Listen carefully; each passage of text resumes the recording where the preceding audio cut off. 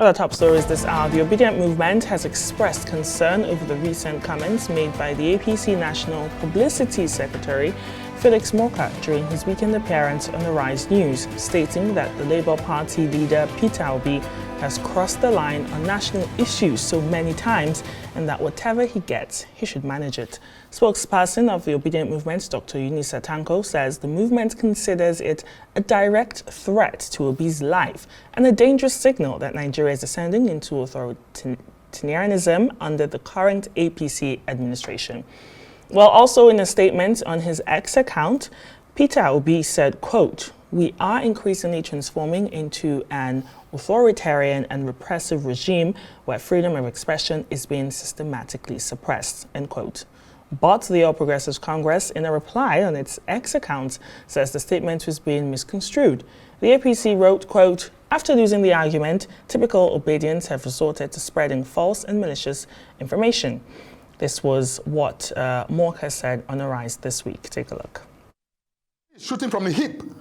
He's not looking, he's not taking an aim. He just, shoots widely like, what we used to see in movies back in the day, in the Wild Wild West. He is not being rational. He's absolutely irrational in his thinking and in his public commentary for a man who was governor for 8 years, who left nothing to remember in Anambra State by way of a legacy or transformation. But all of a sudden, he served as governor 8 years. He didn't have the wisdom or the smarts to change Anambra State, to make Anambra the beacon, that example of, governance in the country. But then, he runs for president, in 2023. And then now, he didn't win. He's sulking. Rather than actually get a perspective and, figure out what he did to lose so he can do better in the future. He would think that he can bring down the government by simply, being maliciously deceptive.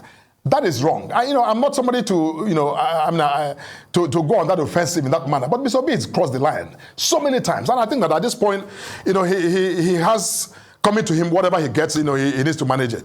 Well, joining us now is Honorable Ikenna Azomchine, former Labour Party governorship aspirant, Anambra State. Thanks for joining us on Newsnight. Let's start with what we've just heard. You're here with me in the studio, Felix Morka's remarks that Peter Obi crossed the line and should manage whatever comes his way. I just wanted to get your thoughts on how you interpret such language and how what this signals about the political climate we see right now in Nigeria. Good evening, Nigerians. Good evening, Obedients. First of all, I think Mr. Morka is playing a script. He's possibly trying to impress his masters because he was talking about Peter Obi's achievement in Anambra State. I think he has to go back and read properly before, tempering to address Peter Obi's performance in Anambra State. But first of all, we have to warn Mr. Morka, or whatever he calls himself. Felix Morka. Prince Morka. Obedience are very patient people. We are wounded in 2023 and we accepted it, and we kind of accepted our principal's plea for us to be calm.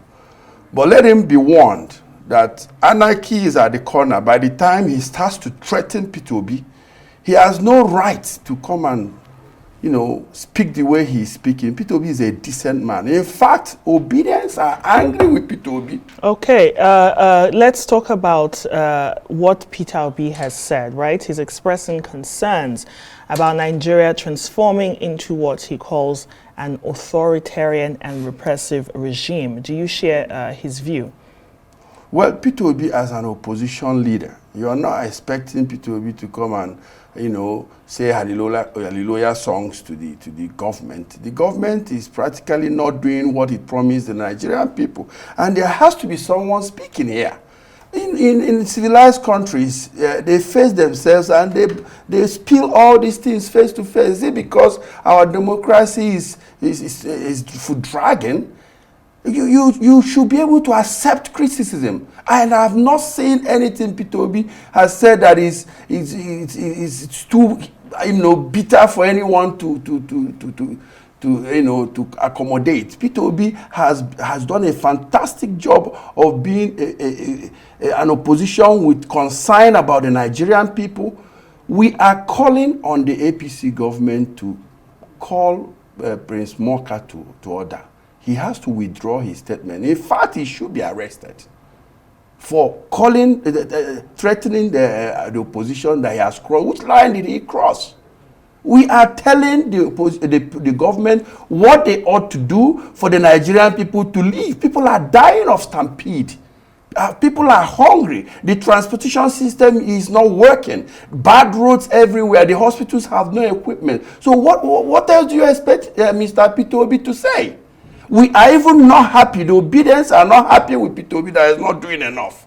And we are telling Felix Morka. So what do the obedience expect Mr. Peter Obi to be doing? What we expect him to do now is exactly what he's doing now, pointing those areas where the government should pay attention for Nigerian people to be able to breathe.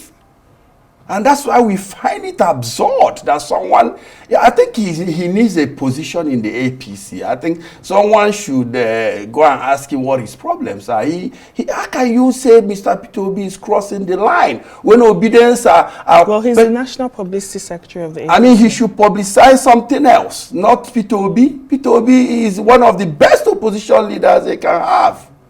What's your message to the APC and also to the Nigerian public when it comes to fostering a more inclusive and respectful political discourse in Nigeria? My message to the APC is that we, like I said earlier, we have obedience in APC, we have obedience in PDP, we have obedience everywhere. We urge them to go directly into what they promised Nigerian people. Those dividends of democracy that they promised Nigerians, we need it now. And they should be fast about it. Thank you so much, Honorable Ikenna Azomchine, who is a former Labour Party governorship aspirant of Anambra State, for joining us.